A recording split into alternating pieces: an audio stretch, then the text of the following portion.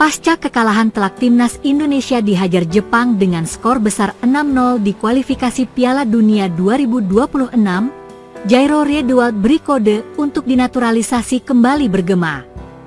Skuad Garuda sebenarnya telah mengalami perkembangan pesat, seolah kembali diingatkan bahwa jalan menuju Piala Dunia penuh tantangan dan level Piala Dunia benar-benar sangat tinggi. Jelas kini kembali muncul isu soal memperkuat skuad Garuda jelang round 4 dimulai, di mana-mana yang disebut sebagai gerbong terakhir siap didatangkan untuk mewujudkan mimpi timnas Indonesia ke Piala Dunia.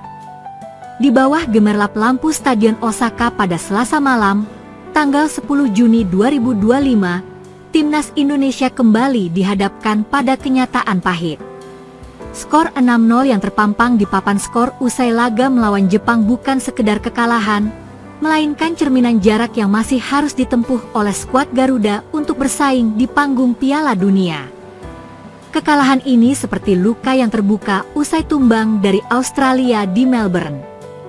Mengungkap kelemahan nyata bahwa lini belakang timnas Indonesia masih rapuh saat berhadapan dengan tim-tim tangguh kelas dunia. Skuad Garuda melawan Jepang dengan pressing tinggi, umpan-umpan presisi dan kecepatan individu yang memukau memperlihatkan standar sepak bola level Piala Dunia. Pemain seperti Takefusa Kubo, Daichi Hada dan Wataru Endo bermain dengan intensitas yang seolah ingin mengingatkan timnas Indonesia.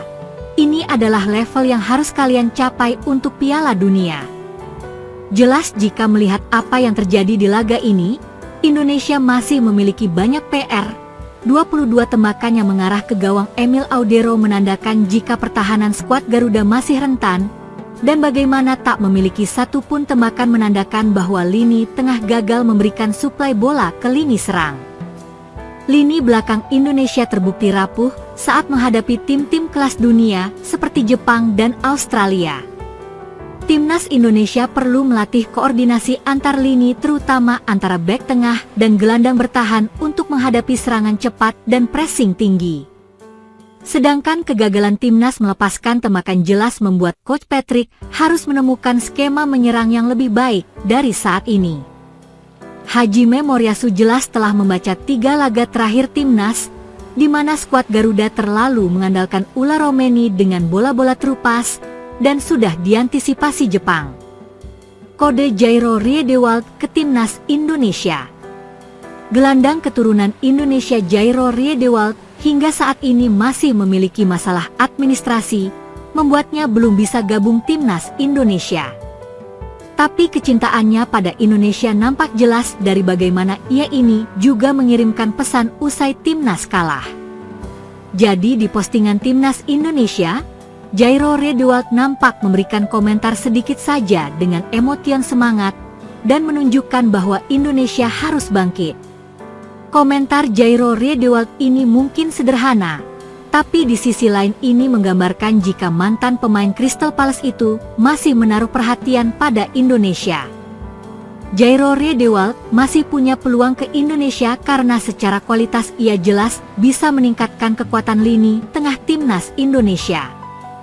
Melihat kekalahan kontra Jepang dengan skor telah potensi untuk menambah pemain di round 4 pun kembali terbuka lebar. Ada beberapa nama yang diprediksi bisa meningkatkan kualitas timnas secara signifikan, di antaranya adalah Pascal Struijk, Jayden Oosterwolde, Tristan Goijer.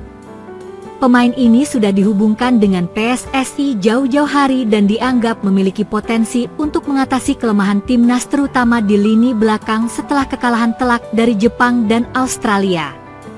Sebagai info, Pascal Struijk adalah pemain keturunan Indonesia dari Surabaya yang bermain untuk Leeds United yang baru saja promosi di IPL.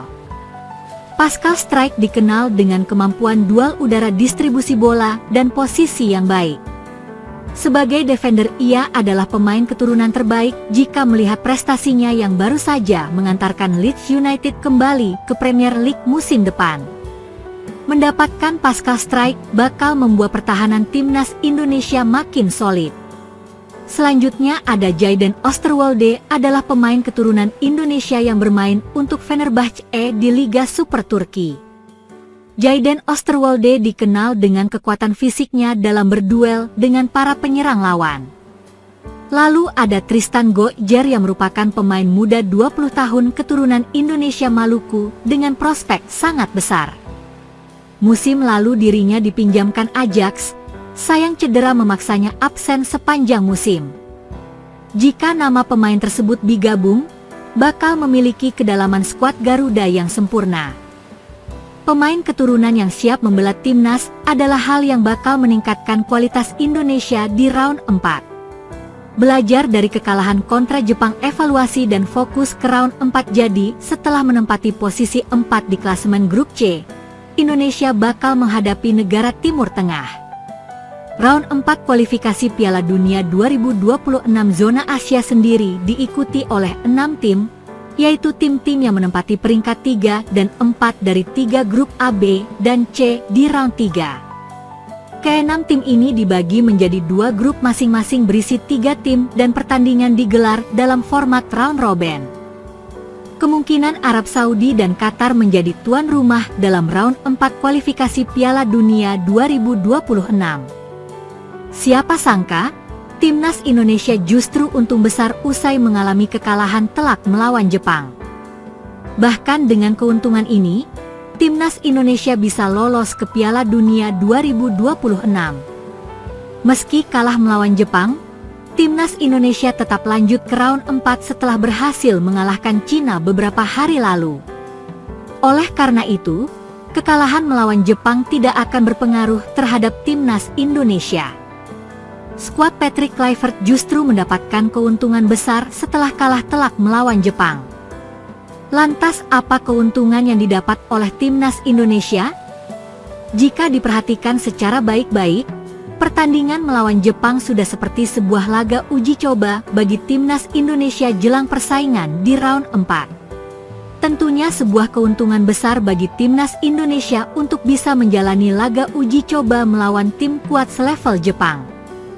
Bahkan belum tentu nantinya bisa menemukan lawan kuat selevel Jepang ketika akan menjalani laga uji coba. Oleh karenanya, bisa berhadapan dengan Jepang merupakan sebuah keuntungan besar bagi timnas Indonesia.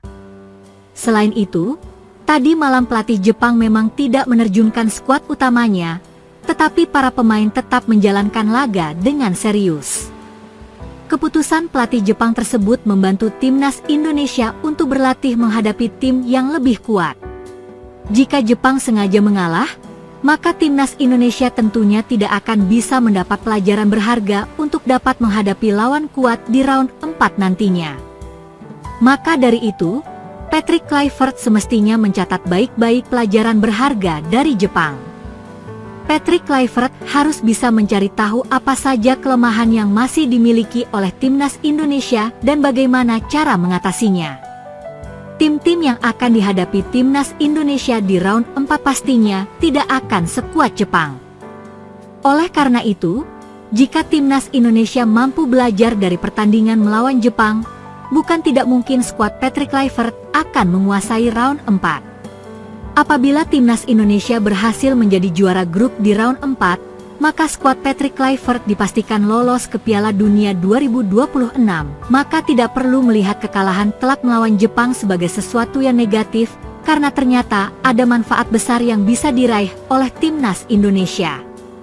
Dengan kata lain, Jepang diam-diam membantu timnas Indonesia untuk bisa lolos ke Piala Dunia 2026.